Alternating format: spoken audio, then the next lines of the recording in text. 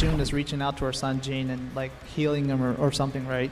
But that's actually one cut from her rage arts. So he's actually being like destroyed when he's getting touched by that. So today is a wonderful day for Tekken. We just had Harada and Michael Murray go to the North America Regional Finals, and they gave us a in-depth analysis of the trailer, a recap. Before we jump into that, I do want to say it was painful watching Anakin lose to a retired Speed Kicks. The LTQ is going to be a bloodbath. So far, Ulsan, who, by the way, Ulsan today, he beat Neat and he won the AFL Grand Finals. So Ulsan is going to be in the loser finals, and also Chikrin, who is the past World Tour champion. So there's going to be a lot of heavy hitters in there. Things got really interesting when they started talking about Jun Kazama. They did confirm that she will be a playable character in the game. Not only a part of the story, but playable. They really drove home the point how this character has been absent from the canonical storyline for like 26 years. 26, that's a very long time. They did show off a little bit of the concept art for this character.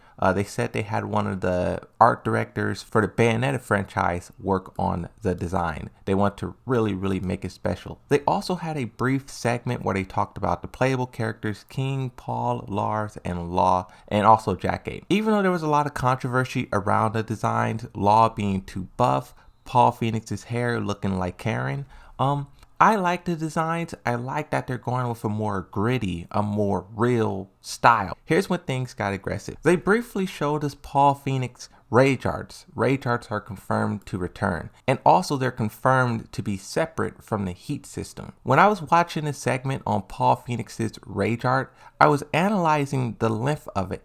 The duration, and it didn't seem that long. It seemed like they're really trying to cut down on the time, at least for Paul Phoenix. The next thing that they showed was the new battle system Heat, and I like that they gave us a extended look at this and also the dynamic stages because it was very controversial.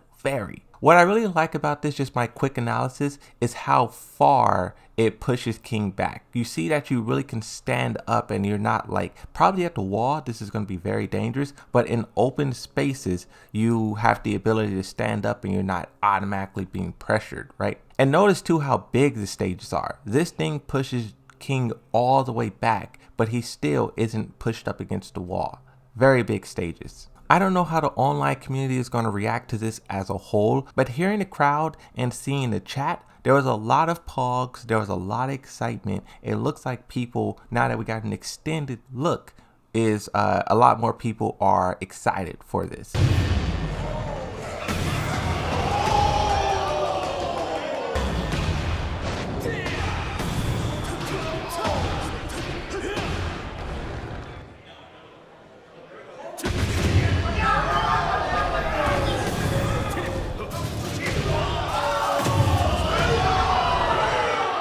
One thing that I noticed though, and I'm not sure how many people also caught this, but as they were talking about all this mechanics and these characters and stuff, Michael Murray translated for Harada. He said, so when you actually get your hands on the build at some point, you'll actually be able to try out her rage art and see damage and sets.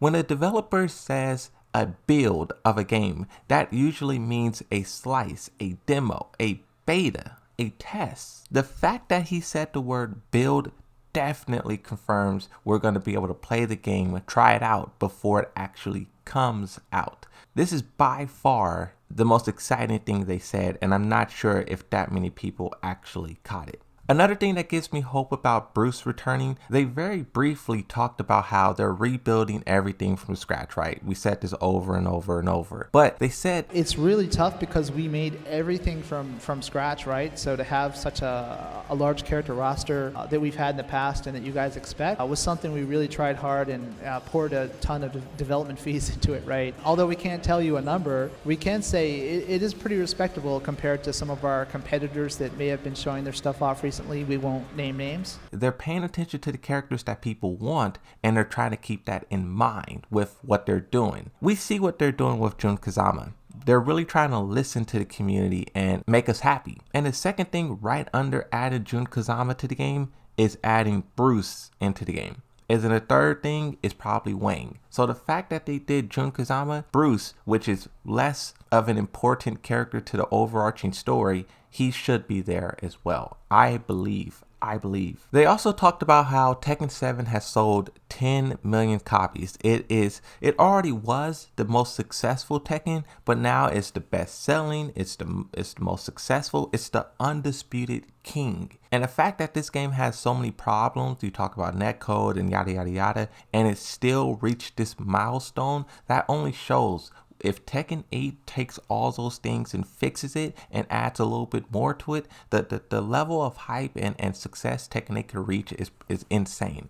No one will be able to stop it. Not Street Fighter, not Jury's Feet, not no one. Another thing that was really cool, they had a brief segment in here talking about fan art. A lot of people do fan art. I like to show a lot of fan art in my videos because I appreciate it as well, right? But they're going to take it a step further. And the fan art we see on Twitter and stuff like that, Reddit, they're going to put some of that stuff in the game. A update is coming out December 13th. They're going to crank the game with a bunch of fan art. We already got to look at, what is this? This is 12 characters right here.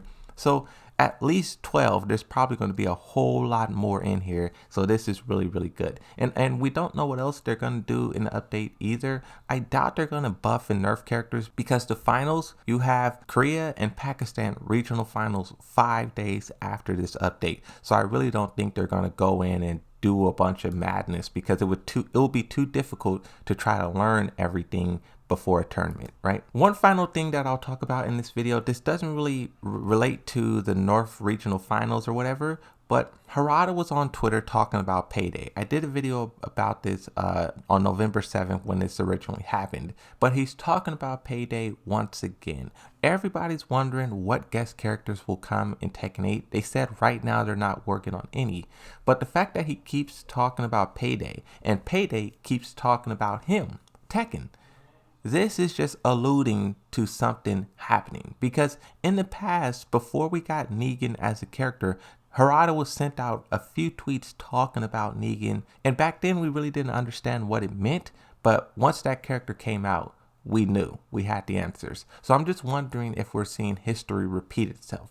He's talking about Payday here and there, and then one of these days we get a trailer. I'll let you guys sit on that thought, but what do you guys think about everything we were shown? I'm very excited to see what comes next, and hopefully you are too. Definitely leave a like on this video. Definitely subscribe to the channel. I'm going to do more breakdowns of everything that we've seen and saw and will see. So that's it.